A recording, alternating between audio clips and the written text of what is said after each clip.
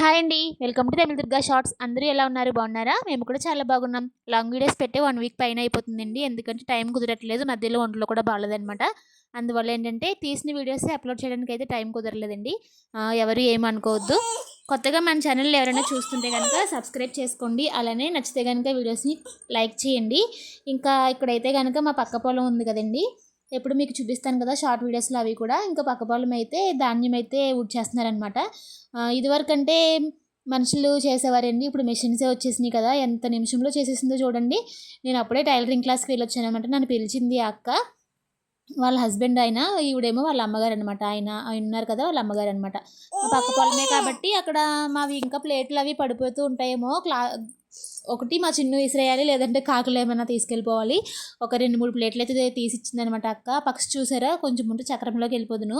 ఆయన అప్పటికి చాలా స్లోగా అయితే డ్రైవ్ చేస్తున్నారండి. ఇంకా ధాన్యం అంతా ఇలా తీస్తుంది కదండి. గడ్డంతా ఒకవైపుకి అయితే వేసేస్తుందనమాట. ధాన్యం అంతా బాక్స్లోకి వెళ్తుందండి. గడ్డేమో వెనకాల బాక్స్లోంచి కిందకు వస్తుంది చూడండి, ముక్కలు కింద కోసి. అది మళ్ళీ అయితే కనుక ట్రాక్టర్ తెప్పించి బండ్లు కింద కట్టిస్తారనమాట. ఇంకా ఇప్పుడైతే క్లైమేట్ అయితే వర్షం వచ్చేసేలా ఉంది.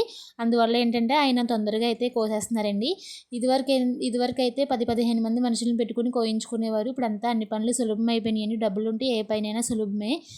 నిజంగా డబ్బుతోనే ఉంది కదా! నాకు ఈ మిషన్ చూసి భలే అనిపించిందనమాట. ఇక్కడికి వచ్చిన తర్వాత నేను ఫస్ట్ టైం చూస్తున్నానండి ఈ మిషన్ అయితే. ధాన్యం అంతా ఎక్కడికెళ్తుందో అని నేనైతే మా హస్బెండ్‌ని అడుగుతున్నాను. వెనకాల బాక్స్ ఉంటదంటండి. అదే వెనకాల ఒక చిన్న బాక్స్ ఉంటది. ఆ బాక్స్‌లోకైతే ధాన్యం అంతా ఎళ్తది. గడ్డయితే కిందకొస్తదనమాట. తర్వాతయితే అర్థమైంది నాకు.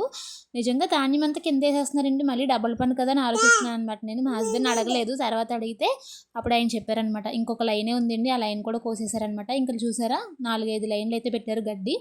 ఇంకా వర్షం రాకముందే ఇవన్నీ బండిల కింద కట్టేస్తే బావుంటది. మళ్ళీ వర్షం వచ్చిందంటే గడ్డంతా పాడైపోద్దనమాట.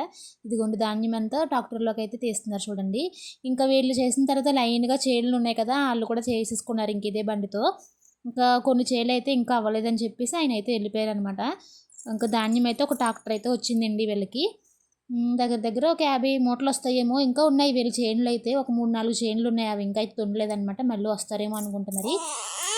ఇంకా వర్షం వచ్చేలా ఉంది కదా అని చెప్పి మరి బయలుదేరుతారో ఏంటో తెలీదు. భలే అనిపించింది నాకు ఈ ప్రాసెస్ చూడగానే. ఇప్పుడు ఈ ధాన్యం అంతా తీసుకెళ్ళి వాళ్ళు ఇంకా ఇప్పుడు నైట్ అయిపోయింది కాబట్టి మార్నింగ్ టైంలో అనమాట. అక్కడ పెద్ద ప్లేస్ ఉంటదండి. ఆల్రెడీ మేము ధాన్యం ఆరేసాం కదా! అక్కడైతే వీళ్ళు ఆరేస్తారనమాట. ఆరేసిన తర్వాత మూటల కింద అయితే కట్టిస్తారు. ఇంకా చాలా ప్రాసెస్ ఉందండి దీనికి. కొంతమందికైతే తెలిసే ఉంటది. తెలియని వాళ్ళకైతే చెప్తున్నాననమాట. చూస్తేనే కొంతమందికి అర్థమైపోద్ది కదండీ చేలున్న వాళ్ళకి. నేనైతే ఫస్ట్ టైం ఈ మెషిన్ చూడడము. ప్లీజ్ మీరైతే మన ఛానల్‌ని సబ్స్క్రైబ్ చేసుకోండి. మరొక మంచి వీడియోతో కలుద్దాం. బాయ్.